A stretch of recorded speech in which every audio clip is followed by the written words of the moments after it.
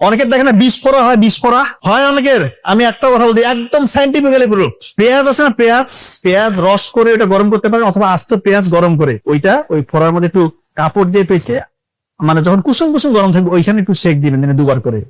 দেখবেন ফোড়ার ভিতরে যে ব্যাকটেরিয়া গুলো আছে, স্টাফিলোকক্কাস অরিয়াস, স্ট্রেপ্টোকক্কাস, বিভিন্ন রকমের ব্যাকটেরিয়া, এগুলো কি বের করে দেয়।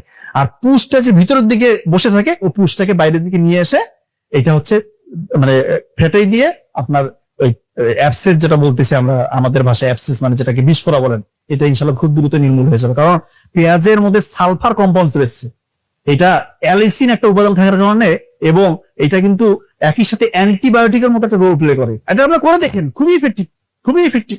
ফুসফুস 2টা ফুসফুস আছে, ফুসফুস যদি কারো ঠিক না থাকে, সে দীর্ঘদিন ধরে কাশি দিবে, তার একটুতে শ্বাসকষ্ট হবে, তার কাশির সাথে রক্ত যেতে পারে। এটা হইলে বুঝবে যে আপনার ফুসফুসে কোনো একটা রোগ হয়েছে। কি রোগ হইতে পারে? টিউবারকুলোসিস হতে পারে, এখানে অ্যাবসেস হইতে পারে, নিউমোনিয়া হইতে পারে, বিভিন্ন রোগ হইতে পারে। তবে সিমটম এগুলা, ধরেন যে আপনার 21 দিনের মতো বা 21 দিনের বেশি কাশির সাথে রক্ত যাচ্ছে, শরীর শুকায় যাচ্ছে, খাওয়ার অরুচি, সাথে একটু লো গ্রেড ফিভার, তার মানে আপনার যক্ষা হওয়ার সম্ভাবনা বেশি, বা অন্য কোনো রোগ হইতে পারে। এটা ফুসফুসের রোগ। ফুসফুসটাকে ঠিক রাখার জন্য কি করতে হয়? এখন তো কেউ মাস্ক পরি না, আমিও পরি নাই।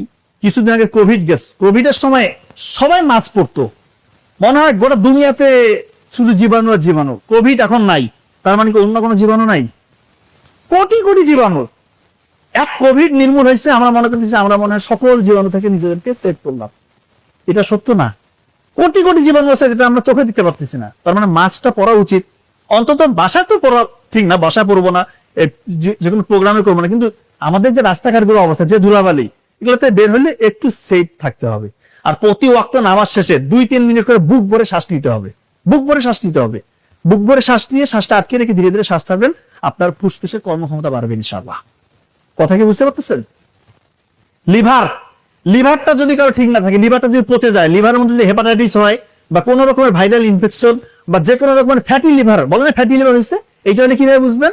দেখবেন চোখের উপরের দিকে দেখবেন যে চোখটা হলুদ হয়ে গেছে, প্রস্রাব হলুদ, খাওয়ার মধ্যে অরুচি, শরীর শুকিয়ে যাচ্ছে, খাওয়া মানে সামনে দেখলে বমি ভাব, তার মানে ওর জন্ডিস, ধরে নেওয়া যে জন্ডিস হয়ে গেছে। এবং জন্ডিস কিন্তু কোনো রোগ না, এটা লক্ষণ। এটা হয়েছে মানে তার হেপাটাইটিস হওয়ার সম্ভাবনা বেশি, তার মানে তার পরীক্ষা করতে হবে। কথা বুঝতেছেন?